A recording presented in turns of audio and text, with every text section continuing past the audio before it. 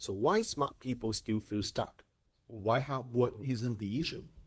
Well, let me start with something uncomfortable, okay?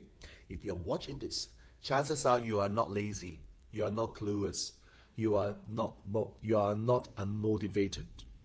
And yet, if you're honest, there's a part of your life or business that feels strangely stuck. And not collapsing, not exploding forward either, just looping. Well, I've spent years working with founders, leaders, consultants, and people who are objectively capable, and people who have read the books, attended programs, hired coaches. And what I see again and again is the quiet frustration they rarely say out loud. So why am I still here? The question. So have you ever felt like you are doing everything right but progress feels capped? And have you noticed that working harder no longer creates proportionate results? And have you wondered whether the issue isn't effort, but something deeper you can't quite name? Well, stay with me to the end of this video because three things are going to happen. Number one, you are going to stop blaming yourself unnecessarily. And number two, you understand why most personal growth advice feels inspiring but doesn't move the needle. And number three, you will start seeing your situation not as failure, but as a structural issues that can actually be redesigned. Well, let's talk about the first point. Capability isn't the bottleneck. And well, let's get this out of the way first. Most people stuck at this level are not underperformers. They are just over-functioning. Well, they carry responsibility, they relied on, they hold things together. And that's exactly the problem. When you are capable, the world leans on you. Does that make sense? And when the world leans on you, you keep carrying. And when you keep carrying, nobody questions the structure, including you. Well, I've seen business owners who grew companies, sold them, start again, and still felt the same internal pressure. I've seen speakers with full calendars who quietly feel disconnected. I've seen leaders who look confident externally but feel oddly constrained internally. Different industries, same sensation. So why effort stop working? Well, there's a dangerous myth we need to dismantle. That if something isn't working, you just need more discipline, more greed, more consistency. Well, you know what? That advice works until it doesn't. At some point, effort stops being the solution and starts becoming the cover. A cover for misalignment, a cover for outdated identity, and a cover for decisions you keep postponing. Well, here's what actually happens. You push harder, you get short-term results, you feel temporary relief. Then the pressure returns, so you push again. Same cycle, higher cost, that's not growth.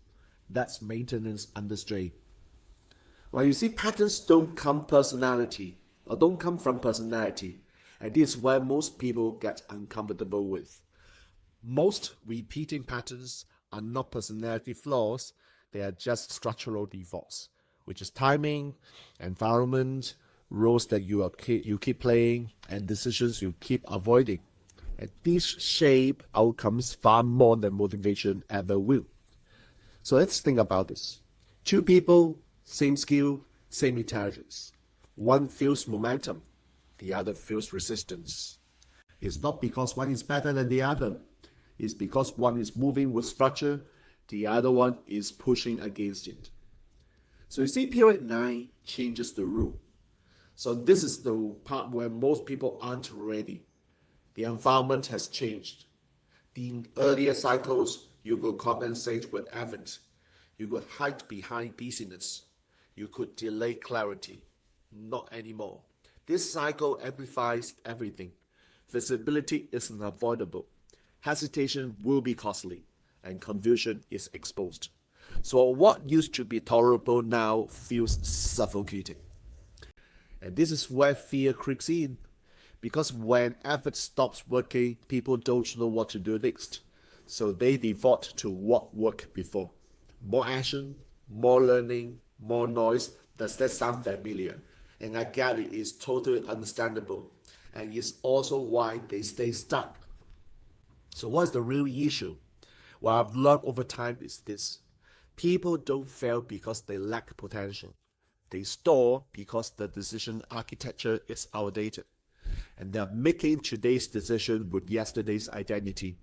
And in today's environment, this mismatch creates friction.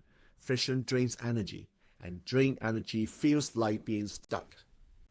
So this is not a mindset issue. This is not a confidence issue. And this is not a hustle issue. Guess what? It's a structural issue. And structure can be redesigned, but only if you're willing to stop running long enough to look at it. So here's a question I want you to sit with. If nothing changes structurally, if you keep making decisions the same way, if you keep responding instead of designing, where does this trajectory lead in 3 years? Not optimistically, realistically. And if that answer feels uncomfortable, good. Discomfort is information. It's not enemy. It's the signal that you are outgrowing an old structure. So for now, write this down. Don't fix anything. Just observe one pattern this month, one recurring frustration, one repeated delay, and ask yourself this question: is this effort or avoidance? You see, clarity starts from here. And this is the kind of conversation we continue inside this Destiny Architects Telegram chat. No fluff, no motivation theater. Well, just real discussion about timing, leadership pressures, and how to redesign decisions in the cycle. And if this video spoke to you, you already know where to find me.